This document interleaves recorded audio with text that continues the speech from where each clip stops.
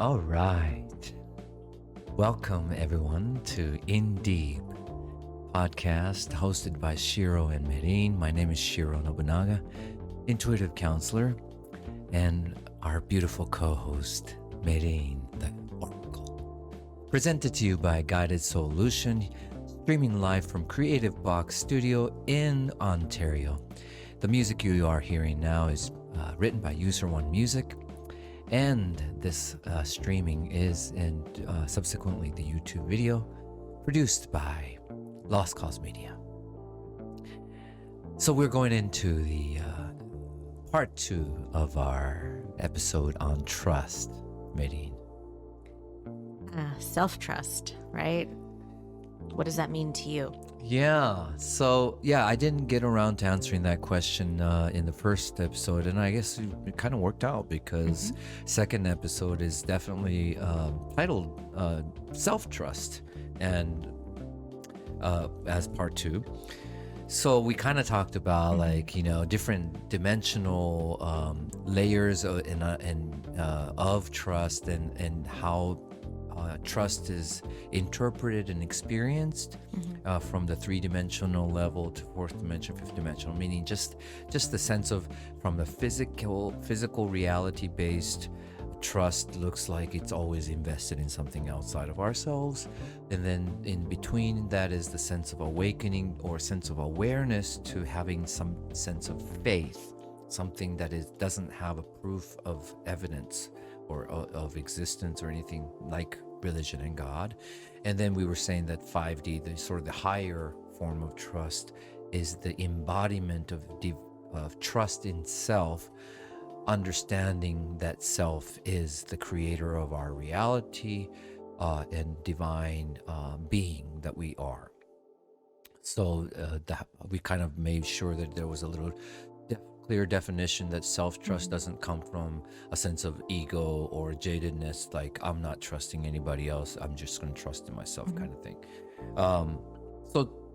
In this second episode, we wanted to really get in deep on self-trust and what that really looks like. And that's something that actually I've been challenged with recently. Okay. And as a matter of fact, did I actually write that? No, I haven't. I haven't written a blog on that yet. So this is the exclusive this edition on it. this is the first platform for me to be sharing. So as we kind of shift, I no longer sit with any sense of trust in a person. I trust, like I said earlier about our bond and Steve and Michael and all these connections that I have. Not that I can't trust you guys, because that's not what it is. If there's anything I can trust in the intent. I can trust that all of your intentions are good. I don't necessarily feel the need to trust in any kind of consistency of performance. Like if you were a bitch to me one day and nice to me the other, which I am. And I could be exactly. I'm saying the exact same thing for myself. Yeah. That it doesn't make me question the quality or the goodness or the divine sense of purpose and connection to what this is. And we talked about that in the first episode as well, that if there's anything we can trust in outside of ourselves, we can trust in friendship that we have. Or it's more of a belief, right? I believe in this friendship, meaning that I trust in knowing that there is a purpose between this connection. And to the extent that the season continues, I have trust that there is meaning to that connection. Now, so lately for me, I've been coming to that place where how well do you really trust yourself? So, as you know, we've been building something together, and it's a vision, right? And it comes with a lot of commitment and building, dedicating time to cultivate and refine and talk about and sharing in the vision together. And because it was now it is a shared vision. It is something that we all dream together with. But in the beginning, it was definitely a sense that this is something I started, and here I am. I'm involving all of these people, and I believe in this project. But there are times where I'm going, God, I want to see see more happening here. Why isn't this happening? Why isn't that happening? Those And expectations. yes, right? Yeah. Because you know that it's going somewhere.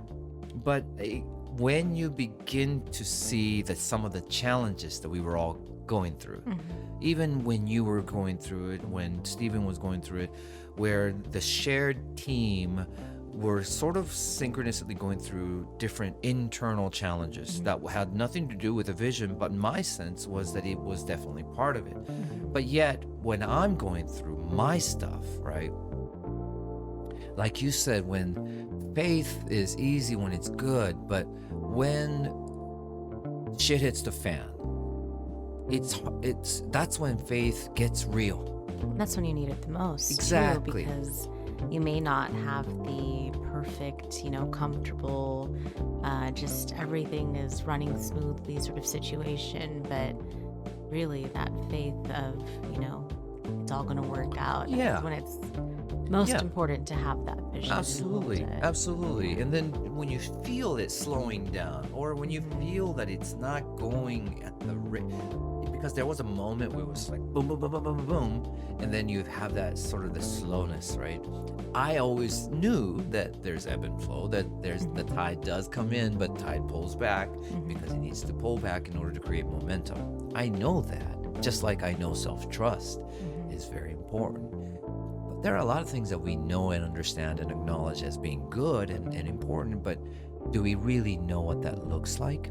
Do we really embody it, like we talked about with forgiveness? So I came across those moments for myself where it was like this, the anxiety amps up when the team is going through something challenging, and there is a sense of responsibility, like, okay, I don't want them to lose faith. And even as I observe my own change or inner dip that I'm going through, acknowledging that it's still the inner work that I'm going through in order to be at a more become the transformed, refined vehicle, right? To be able to be functioning at that point of true manifestation of the vision. The low points definitely make you question if it's, the viability of it. Yeah, your beliefs are being challenged extra hard in those times. Yeah. And then I was meditating on one day, and I was watching on YouTube of somebody talking about trust, self-trust, and that it's important that in times when you don't feel like it's happening the way you want it to be, that you need to trust yourself. And I heard it and I was like, okay, yeah, trust myself. And then I was thinking, what does that truly mean? Especially when it's something like this, where it's a vision that's still contingent on other elements outside of yourself. Because if it's just me, like self-employed me, I can trust in myself to do the job. I can trust in myself to deliver. I can trust in myself to know that I will serve the highest good of my client every time I do a session. It's kind of like you've controlled the entire situation, so you know the Yeah, outcome. it's easy to acknowledge self-trust there. Yeah. Because it's hand in hand with self-control. But what if it's something like this, where it's bigger than me, but yet it's still me? Part of it is still definitely me. Can I still say, I trust myself in this process? Can I still say that even manifesting the most greatest outcome of what we're building, whether it's the budget or the funding aspect, or the right team members and the right timing for things to happen, even though it is technically saying it's more beyond us, right? Divine orchestration, loosely put in some ways, I trust in the higher power, my universal team. It's still you. You are still creating your reality experience. To the extent that it enters my reality, it's still my doing. And when I don't see it manifesting in the way I wanted to, I was in this point of, do I still trust in myself to do this? And do you? Of course. Okay. So the answer doesn't waver, but it did give me an opportunity to go deeper into what self-trust looks like for me. This is my personal experience. I realized that even when it's something beyond myself, that as long as I sit in some type of visionary or driver's seat of some type, that even if I'm creating with someone else, that it is part of my creation, as it is yours and as it is anybody else's. That self-trust does extend itself to even something bigger than my physical being. Also just self-trust in the extent of trusting yourself with the team that, you've put out this vibration that even though I kind of had this great vision for XYZ, your intention was that to bring in this energy that would help support it. Yes. And ultimately, it all really still resides within yourself. Yes. And as things are kind of moving slowly, also this was just a great energetic period for everyone to release and purge and integrate. And I can't imagine if the outside world is moving as quickly as things were internally. That's true. So, That's true. Trusting, ourselves in the process of, taking the time to slow down and do the work that needed to be done, but also trusting that it all happens, as it needs to. Divine you're right. timing. That's the other part of this, is because it was slowing down, and I was called to slow down, right? Because I was like neglecting the self-care, and I was, you helped me, implement another full day rest in my weekly Nice schedule. way of putting it. I think I yelled at you one day.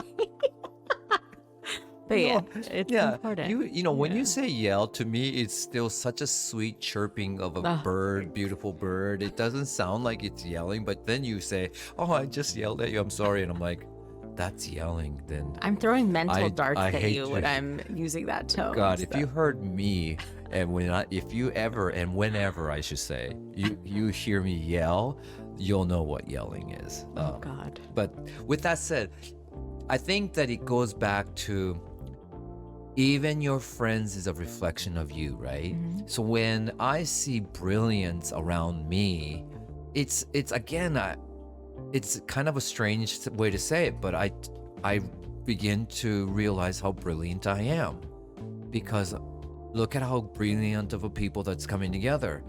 There's no way these people would want to be in my reality if I didn't hold some type of resonance to that brilliance. It's this proxy sort of appreciation for yourself. Yeah. And so even that was really the case. Like, I had a great meeting with the team yesterday, and just being reminded of how brilliant of a talent I'm working with.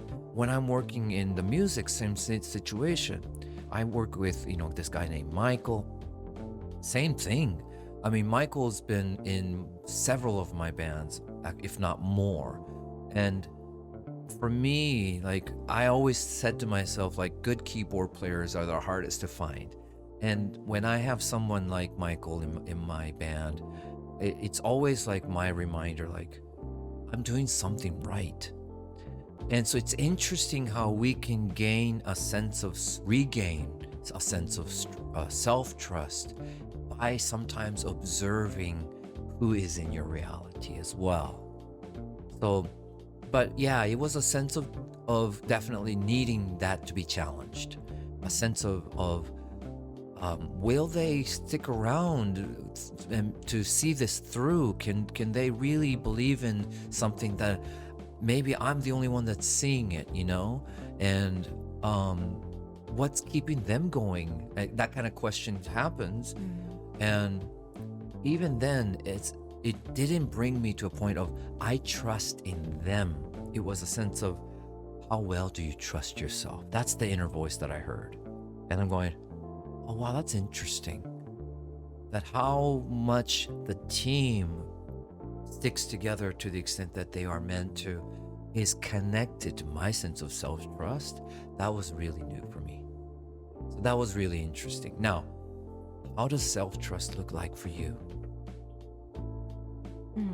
Self-trust for me looks like making decisions, no matter how great or small, that ultimately are in my best interest, not in a sort of I'm going to step on somebody else to get higher up, but not being self-destructive, not putting myself on the back burner, ultimately trusting myself to be my own advocate.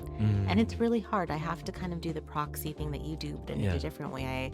I think of my inner child, my younger self, and sometimes it's hard to behave in a way with myself that instills more self-trust, because it's like, okay, it's fine. It's just this one small decision that kind of, fucks me over. And then it's the next, and then it's a snowball effect. But then if I think of myself as this proxy child, I'm like, I have to be her advocate, and I have to act in her, best self-interest. Wow, that's interesting. Self-trust for me really is advocacy of self, ownership of power, which is just huge, and something that I've just dove back fully into, and the freedom of that is out of this world. And really following my own intuition, having those feelings of it's not the right decision for you, or that person just, all blessings to their, next move in life, but it doesn't need to include me because it's not going to be good for me, and no judgment, but I don't want to be a part of that. Right. And I've had those occasions happen, but I've still just pushed through them and, put the intuition to the side. And then, you get to a point where you're like, damn, I don't feel appreciated, or, what, they took advantage of me and I let them. And so I'm not upset with them at this point. I'm just like, I should have just trusted myself, my intuition, that inner voice that's just trying to guide me. And then the mind is like, shut up. I have my own decisions to make, and I'm going to do what I want to do. So yeah, just self-advocacy, following your intuition, and just acting in a way that is the kindest and best for yourself, even if it doesn't make sense. Sometimes we know how we should treat ourselves. We know the dialogue that we should have with ourselves and the love we should give ourselves, but it's hard to understand why. And for me, the mind is always going, I'm always like, well, why do I feel this way? And why should I do this?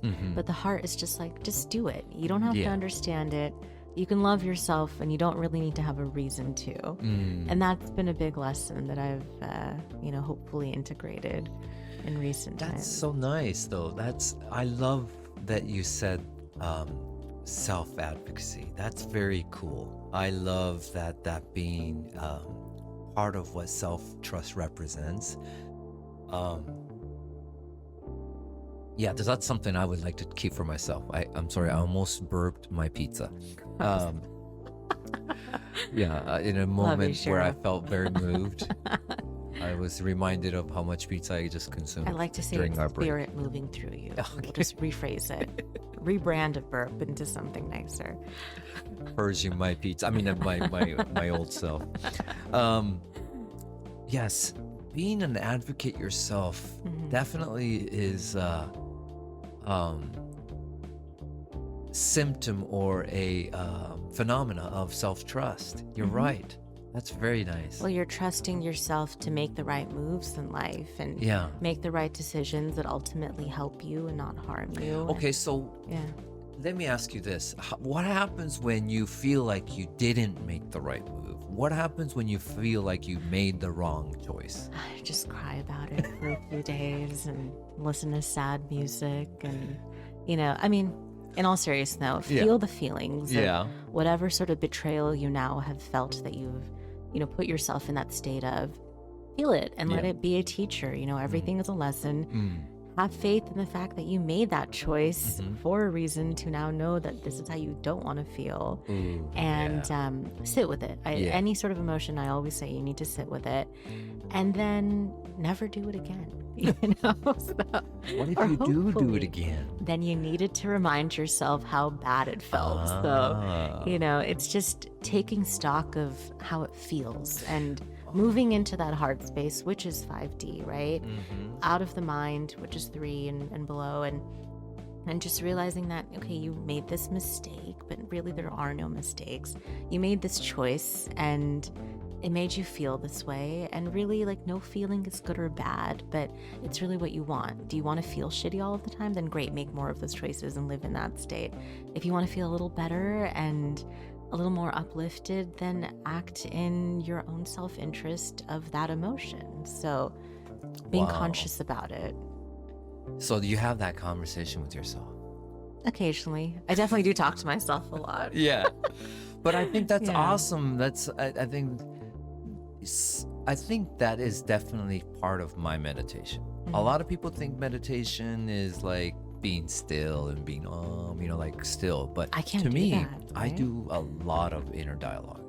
I talk to myself a lot, like you do. I don't even call my meditation. It's usually just, angry muttering while I'm cooking and just, really, I move through life so quickly, even though everyone tells me that, well, not everyone, but a big handful of people are like, you're so calm, you're so centered. And I'm like, I'm a shit show. Maybe my voice doesn't betray it, but I am in just a state of chaos. Everything's happening at once. Yeah. I like to just say I'm very quantum, but really it's chaotic.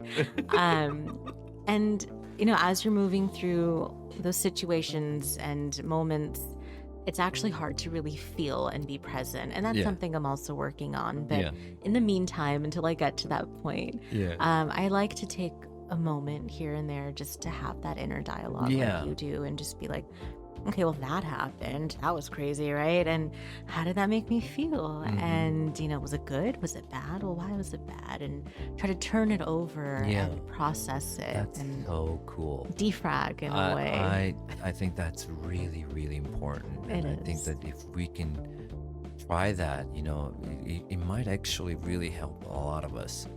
But one thing that I noticed from what you said, because I said, well, what if you made that wrong choice? And what if you kept doing it?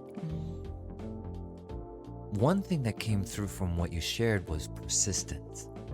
In other words, self-trust is developed and self-trust is self-reinforced, and it requires persistence.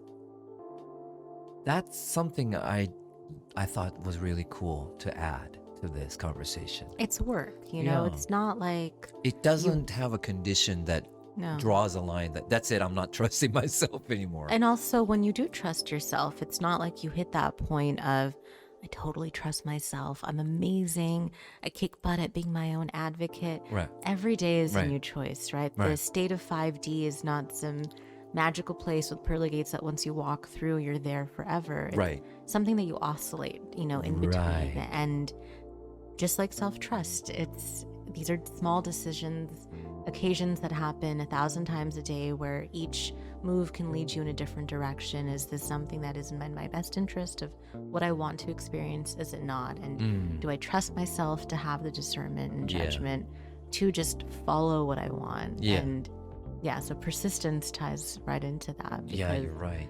it's a constant sort of just state of mind of maintaining that vibration of trusting yourself. Yeah. So like you said, when we use that 5D as the measurement point or the barometer of measurement of state, the only difference is that it's not about perfection. It's not about some kind of a level of consistent performance, but it's just that we have a higher point of reset, or something that is more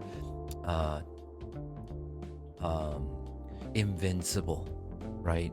The point of self-trust is that something, it can be rocked, it can be challenged, but once you rest on that as being your center or your point of alignment, you always kind of always It's end up kind of like resting on fitness, it. right? You don't just go work out once and now you are healthy and fit and you never have to do it again. And just like self-trust, you don't make one right choice and say you trust yourself and you're there.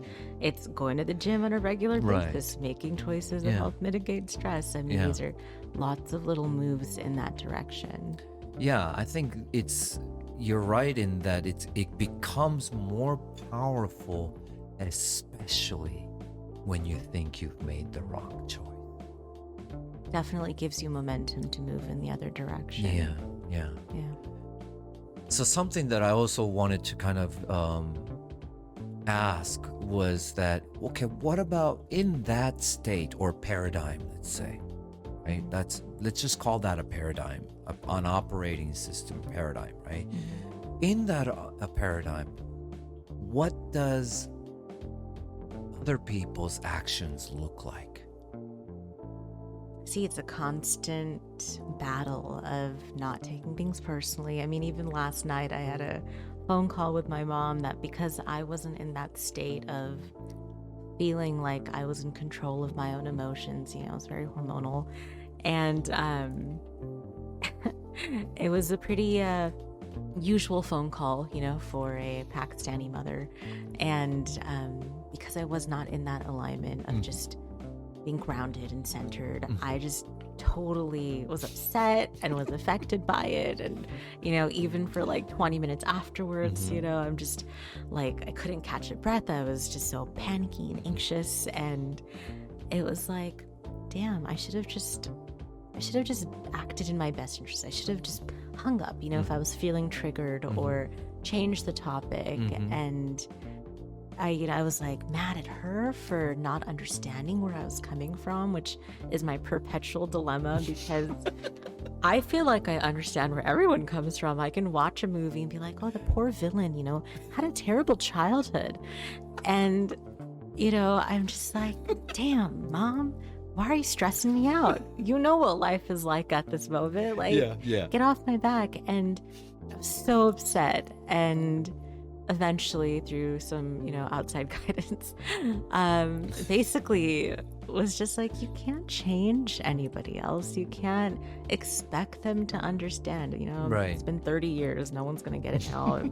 They never have, they never will. And it's fine. Right. But like, accept it. And what can you do next time to just either not feel this way or mitigate the sort of emotion that arises and basically take what we have in terms of expectations of how someone should be and just make it an expectation of they are going to do this. Right. And what can I do with myself, the only variable I have control over, to just, you know, not be so dramatic about it and not let it wound so deep. So, yeah, I'm still trying to crack it. But what you're saying basically, and I love that you did bring up the villain aspect of the story, because that's what it is. When we encounter challenging people, they are the villain character of my story. But what you're saying in the state of a higher conscious paradigm, along with self-trust, there's a natural accompaniment of inherent respect of other people for who they are and where they're at. There is still a lot of stories and different choices and different triggers that causes them to be who they are. So That's kind of my takeaway from what you shared. Would that be something that?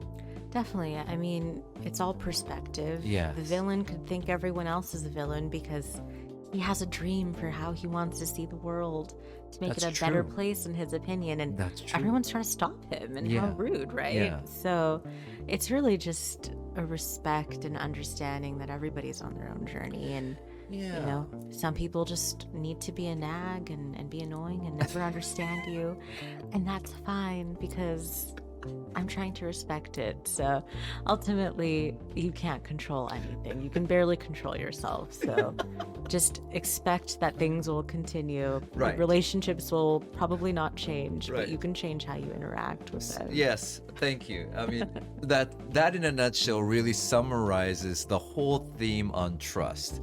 Don't put trust in anything that is beyond your control. That is definitely one way of saying it, you know. But it's true, because you can't. There's no way to, even if you expect it, there always has to be room that it might not go as you expected. And trust that was supposed to happen, right? And the trust helps to alleviate there's or creates that. the concept that maybe we don't know what's best for us. Yeah. And all of these bad situations that we're upset with and mad that someone made us feel this way, like, who knows what direction we would have gone in if that didn't happen to us. Yeah. So can we trust that everything's orchestrated for a reason? You're right. And Yeah. sometimes the most painful moments of a betrayal of trust has actually been the most beautiful and helpful thing for us. Yeah. Yeah. And that's hard, right? Yeah. Because you feel like it just devalues or doesn't validate how you felt in that experience. Yeah. But it's not really sometimes, about how that situation made you feel in that microscopic moment. It's the bigger move that it parlayed you into. And it requires being a little detached and seeing it from a slightly bigger view, which, again, work in progress. I think we're all aware of that's how we need to act and function, and we're all getting there. That's interesting. Yeah, I think that in the end, you're right. Even when I like that. You could just stop there. End of the show. I'm right about everything. Thank you. In Deep now Mean. concluded with Mehreen's last words, as always. Now, respect and respecting others' story and trusting in the divine orchestration, that even the divine orchestration, because life is responding to you. Life is never happening to you. So if life is responding to you, then the divine orchestration is a result of some kind of response to you and whatever you are transmitting, various levels of your consciousness. And the orchestration is set in motion because of it.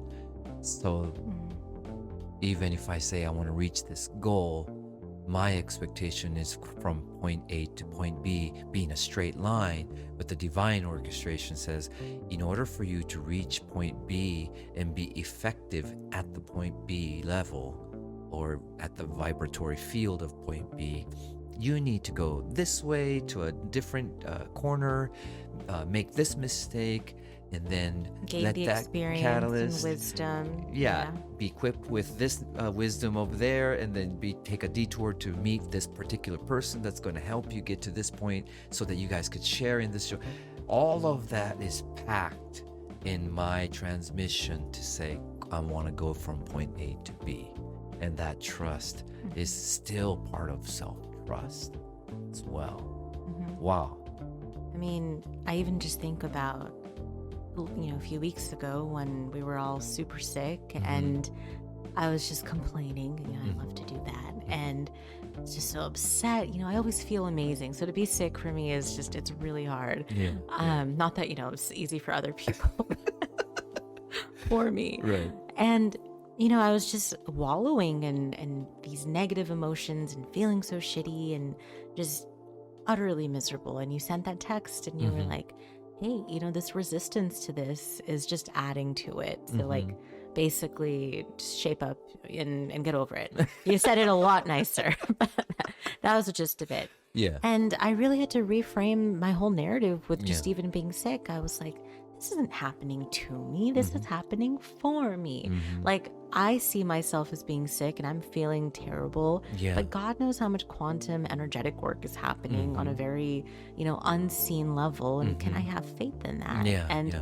I'm telling you, like, I shifted my perspective. A couple of days later, like, I was fine. I had a party the day that you sent the text. I waddled out to the backyard. It was the most I could do. And just, there was music and just had some tea. And I was like, okay, I'm celebrating being sick, Yeah, which yeah. seems crazy. But when you change that perspective of, this is for my best and ultimate good, it definitely helps. And I really was being called to have faith in the process. And you're speaking of the universe working in these sideways, backwards, up and down, lateral sort of tangential moves. And it's with the knowing and understanding that everything is for, your ultimate good. Every sort of setback, which is a very human way of calling these maneuvers, gives us the wisdom and experience, and maybe even the slow moments where you feel like nothing is happening. You're being able to just rest and integrate everything that you've been learning, and just shut up and enjoy it. Like, it's all happening for us. So yeah, that's kind of been the phrase of the month. Well, that's powerful. Wow, how are we doing on time, producer? About 15 more minutes. All right, good. We have a little more time. Then the acceptance is definitely something that helps us to step back into the state of trust when that is very difficult to have, or when it's challenged.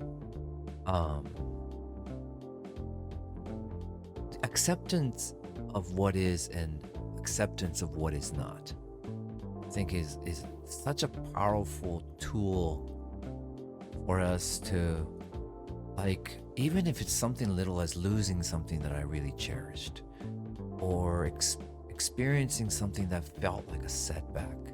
Recently I was in a car accident, and the same thing. It's just a sense of, man, like, I wish it didn't need to happen.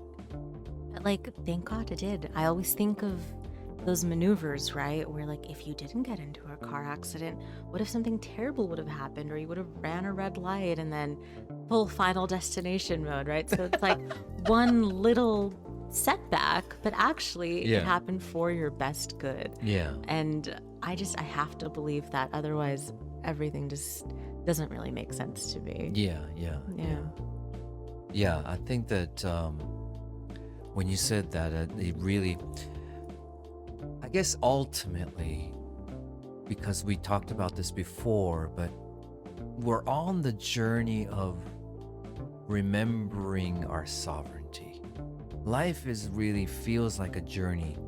Sometimes it takes multiple lifetimes for us to get there, perhaps. Most often it does. Yeah. Yeah. Isn't that interesting that we actually gave ourselves that different layers of experiences just to get back to where we came from? Yeah, I mean, I've been here for a long time, so definitely needed to integrate quite a few lessons. Yeah, because sometimes, like, when you express your impatience about being human, like having the human experience, to me, I always look at that as like, wow, you must really remember who you really are. Yeah, I mean, and I'll feel it, even when it's just moments of synchronicity and serendipity, or when I'm on medicine and I'm like, oh yeah, I remember what it's like to manifest instantly. And, I was taking notes and I needed a highlighter, and literally it just popped up in my hand. And I'm like, it's so simple. And then you kind of drift back down to that sort of 3D human existence Process. And it's because our perspective is so linear at that point, when in reality that's not how it works. It's very impatient. I was talking with someone today. It was during a session, and I was kind of like, trauma, like stress, for example. I always say stress is not the does not occur because of the circumstance you're in. It happens, it gets triggered or activated the moment we have a belief that that circumstance is not supposed to be happening, right? So I often use like sadomasochism as an example, where inflicting or being having pain inflicted upon, and that turning into a sensation of ecstasy is what's the difference when someone whips us and it hurts us, and when someone whips us and it becomes a pleasurable pain? It's just your desire of what you want. Some people, Permission. yeah, they want the high stress job because it makes them feel just Exactly. fully satisfied, and they love the chaos of Right. it. And there are those who want to just be, farmers of the land and live Right. a flow life with the cycles of nature. And it's just being aware of what it is that you want to experience. Right. And then aligning your life to match that, not the other way around. Yeah, exactly. And I think that that's really interesting, that everything hinges on how we choose to experience it. And so even that is really the place of our trust. That I feel like we can trust in ourselves to change the trajectory of any experience when we remember that we are sovereign, by saying, I have full choice and decision. I have the power to change this experience into something pleasurable, something that I can enjoy by the mere change of my choice to do so. And that's again a manifestation of self-trust, is what I think. Absolutely. Wow. Pretty cool. We hit on a lot of different topics. For those of you who are listening, we definitely would love to invite you to comment and throw out any questions. If we catch it live, wonderful. If not, and we see it, and later on as it's uploaded on YouTube and other podcast channels, we would love to engage with you all, not only today's obviously topics, but every topic that we engage and every people that we engage. We anticipate we're going to have a guest in our next episode, where we are going to interview some other people and have them share their journey and some of the amazing vision that they're cultivating as well. But Indie Podcast here, presented to you, hosted by Shiro and Mehreen, presented by Guided Soul-ution. We want to definitely once again call out to everyone to get involved and jump in on this conversation with us, because we can never go deep enough. Yeah, I mean, even in just the topic of ascension and generic spirituality, Yeah. and self-trust really is at the crux of all of it. So if much, you can't yes. trust yourself, you'll never be fulfilled by others. It's just impossible. Everyone's on their own soul journey. So self-trust, I mean, what does it look like to you? How do you think you can improve upon it? Yeah, that's the other thing. Yeah. What can we do? What are some practices? I mean, I'm open to all the help I can get. So Yeah. definitely share if you feel called to. Yeah. So yes, there's definitely some of the tools that we talked about today have been about acceptance of what is, what isn't, respecting other people's journey and story, and recognizing sometimes expectation being disguised as trust. And that simply sometimes what we call betrayal of trust is simply a disappointment of our own unilateral expectations that we had on other people's behavior and so forth. But if you have any other perspective that we talked about today, we'd love to hear from you. Once again, what a pleasure to always engage with you, our Oracle Mehreen. And thank you for all the viewers out there. Thank you once again to Creative Box Studio in Ontario for hosting this podcast recording. Thank you, User One Music, for the wonderful theme music. And of course, Lost Cause Media and our producer, Steven, for our live stream on Twitch and the video production itself. We are concluding this episode of In Deep on trust. And until the next time, on another version of the Now, signing out.